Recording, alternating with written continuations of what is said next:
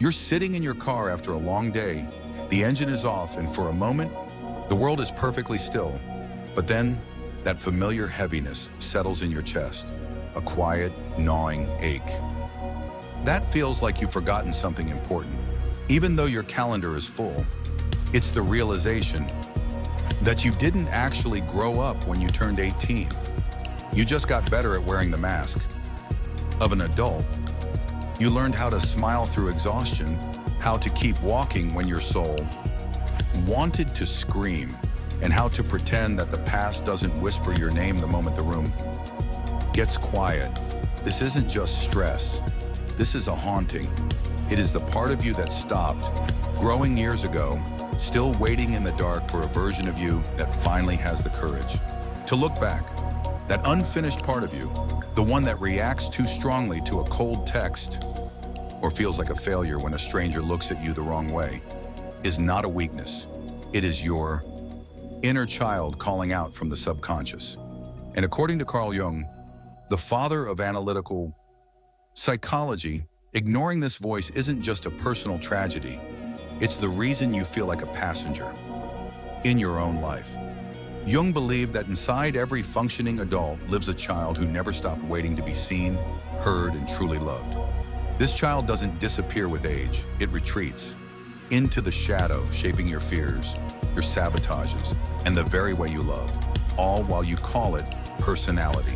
But if you don't learn to integrate this wounded self, you aren't living your life. Dear, you are merely repeating a script written by a hurt 7-year-old. Most of us spend our entire lives trying to outrun our origins. We chase the promotion, the perfect relationship, or the next dopamine hit, hoping that if we move fast enough, the echoes of our childhood will fade. But the psyche doesn't work that way. When someone criticizes your work and it feels like a physical blow to the stomach, that isn't your adult self responding. When rejection feels like a death sentence, or when you find yourself sabotaging a good situation because you don't feel worthy, that is the inner child speaking.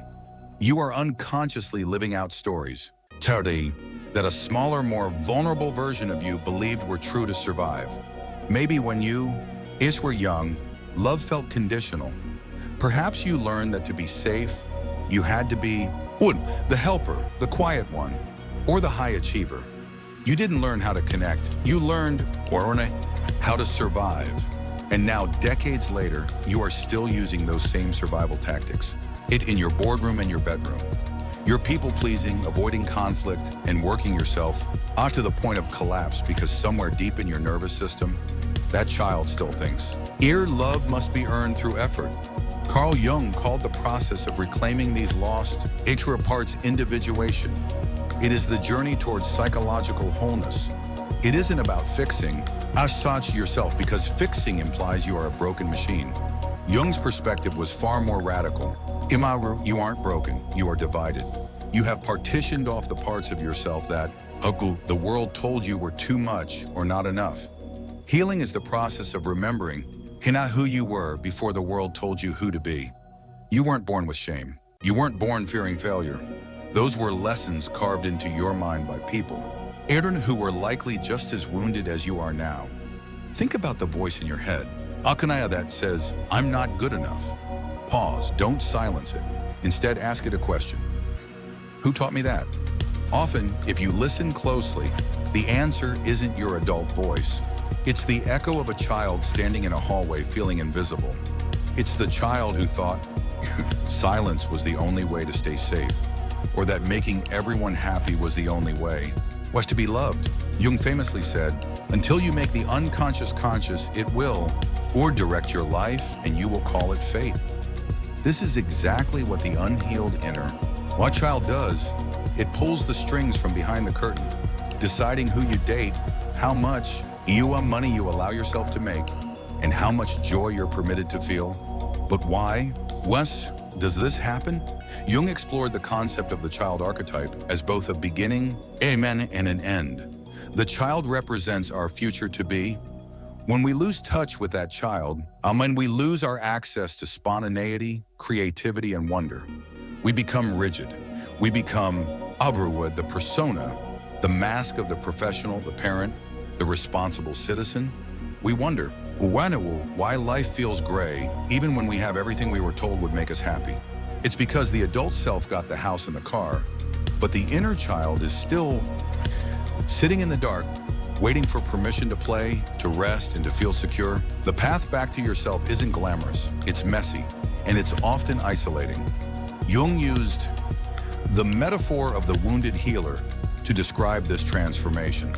He believed that the very parts of us that were broken, the abandonment, the shame, the neglect, are the exact places where our greatest wisdom is hidden. But to access that wisdom, you have to stop running. You have to sit with the pain long enough to see what it's trying to show you. Your wound isn't an enemy, it's an invitation. It's a doorway back to your humanity. Imagine you're at home on a Tuesday night. Everything is fine on paper, but a wave of sadness hits you out of nowhere. Your instinct is to reach for your phone, to eat something, to distract. But what if for once you stayed?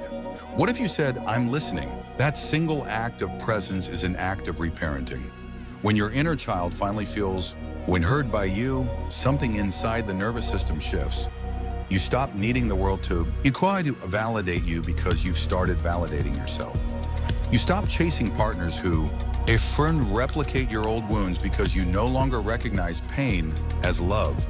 Jung believed that everyone we meet is a mirror. The people who irritate us the most, or those we are desperately drawn to, are often reflecting parts of our own psyche that we haven't integrated. When you begin healing your inner child, the mirrors start to change. You attract people who speak gently because you finally stop screaming at yourself in the privacy of your own mind. You find peace in solitude because being alone no longer feels like being abandoned. You begin to live out of choice rather than defense. The modern world is built on the suppression of emotion. We are told to stay productive, to grind, and to keep moving. But Jung reminds us that real healing happens in the stillness. It happens when you stop trying to escape the darkness and instead walk into it with a lantern. You don't have to become someone new. You just have to allow the parts of you that were shamed into the shadows to come home. There is a sacred quality to the moment you stop apologizing for your sensitivity. We are often told that being sensitive is a flaw, but in the Jungian view, sensitivity is a form of high-level intelligence. It is the part of you that feels the world deeply, and feeling deeply is what makes life meaningful.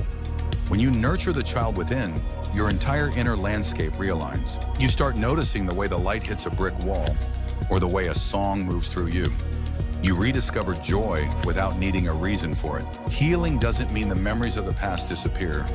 It means they lose their power to dictate your future. You see your parents not as heroes or villains, but as flawed humans who were likely carrying their own wounded children.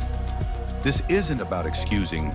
The greatest privilege of a lifetime, as Jung said, is to become who you truly are. You have stepped out of the shadow of youth, and into the light of your own truth. You are finally home.